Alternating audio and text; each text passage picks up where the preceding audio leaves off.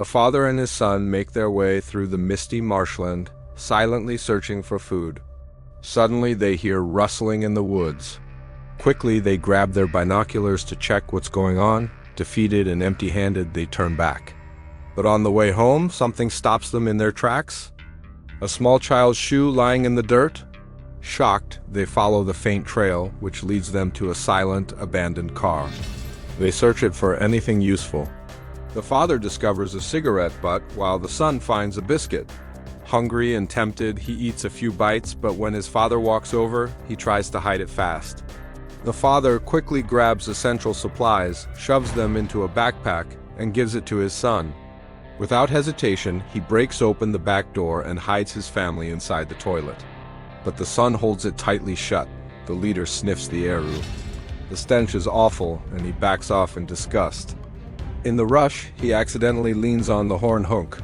Wolves nearby hear the sound and begin closing in. With no shoes to protect his feet, he wraps plastic tightly around his legs. Back at home, the girlfriend wakes up and tries to escape, but the door is sealed. He locked it to keep her safe. Before leaving, he takes a picture of his father, seals the door shut, and sets off determined to find the medicine his girlfriend needs. He snatches a pair of trousers from a chair, grabs the old man's jacket and a lone shoe from the floor, then slips out without hurting anyone. His crash echoes through the forest, and nearby wolves begin to gather.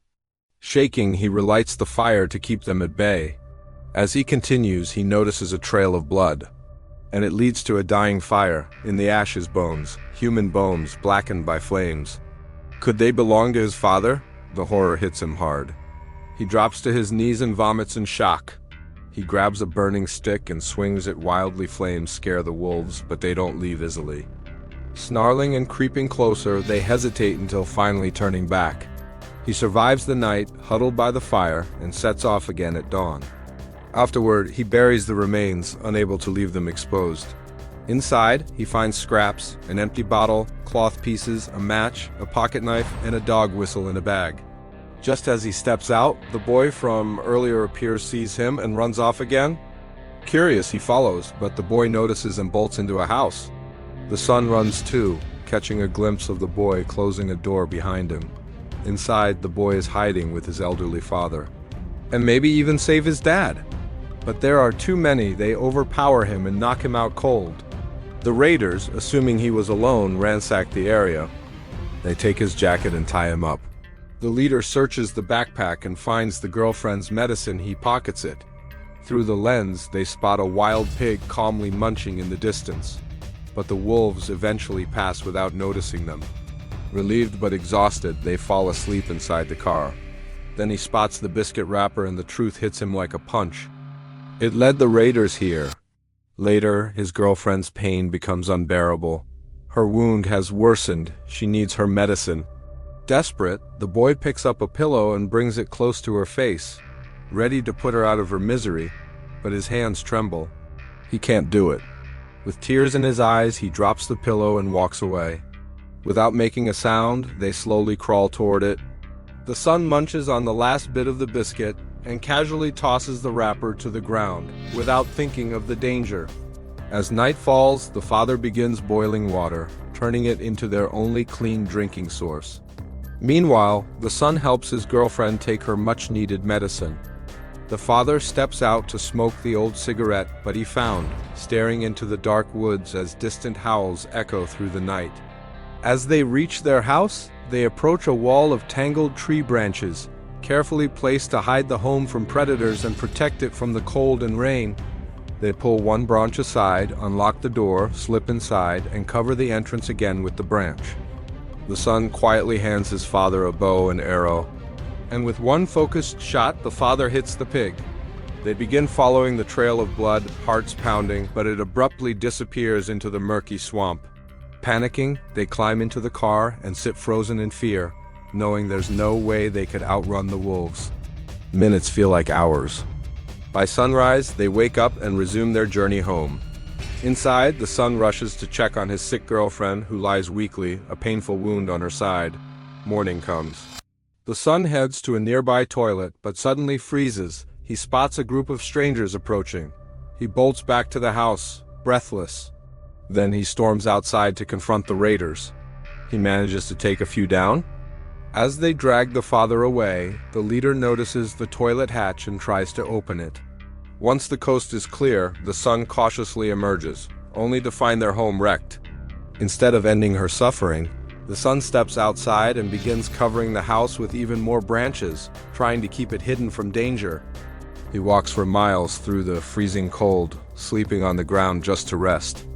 Out in the wilderness, the son opens his eyes to the sight of a young boy walking nearby. Desperate, the son breaks in. Pressing on, he climbs a tall tree to scout the land, but suddenly loses his grip and falls. He hits the ground hard, injuring himself. Elsewhere, the raiders tend to one of their wounded men. They pause, hearing wolves howling nearby. As night falls, the son finds himself surrounded by glowing eyes. While walking, he discovers a small tent. Cautiously, he throws a stone at it. No sound. He moves closer and opens the flap. Further along, the son reaches a river. Across it, he spots the raider leader's wife, washing bloody knives. She fills the bottle with water and walks away. He sneaks after her, carefully avoiding a trap meant to alert the others. Inside the trailer, he finds his backpack and rummages through it. No medicine. He searches the drawers, but the wife suddenly returns and attacks him. He watches from the trees, quietly following her back to the raider camp. Smoke rises from the camp. He stays hidden, sees her boil water, then step inside a trailer. She swings wildly, he dodges. She leaps at him and tries to stab him.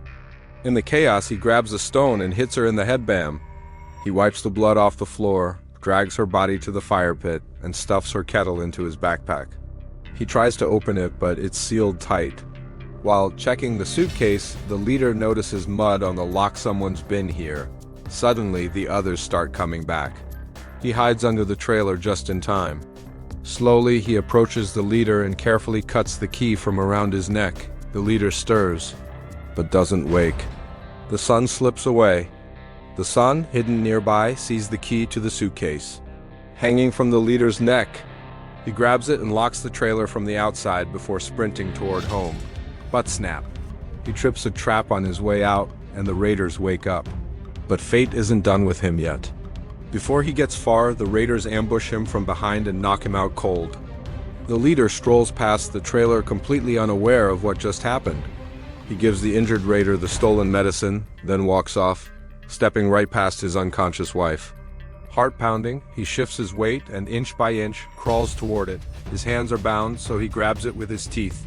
With everything he has, he blows the whistle.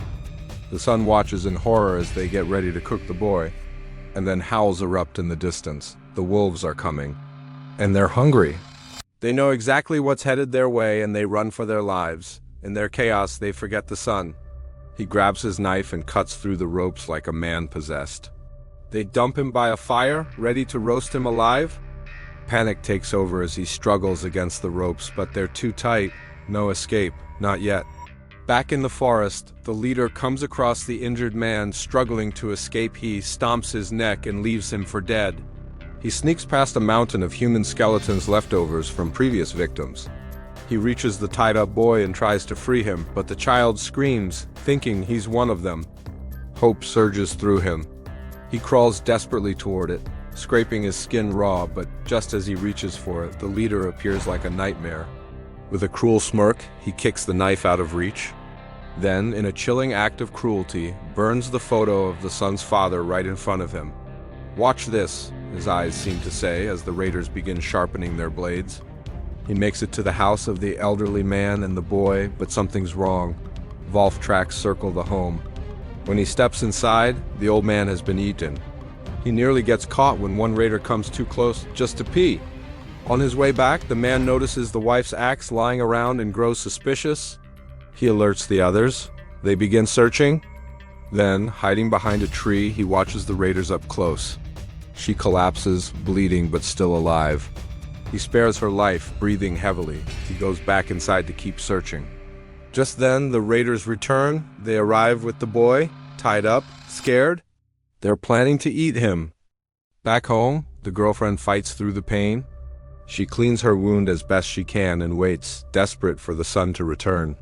At the raider camp, preparations begin for a gruesome meal. Thinking fast, the son buries the wife's body and crawls into the camp. The injured raider hears the scream, but assumes it's just fear and doesn't check. The son cuts the ropes with his pocket knife and the boy bolts into the woods. The injured man steps outside, ready to kill, but finds no one. The son spots a locked suitcase nearby. He knows the medicine is inside. The leader returns furious.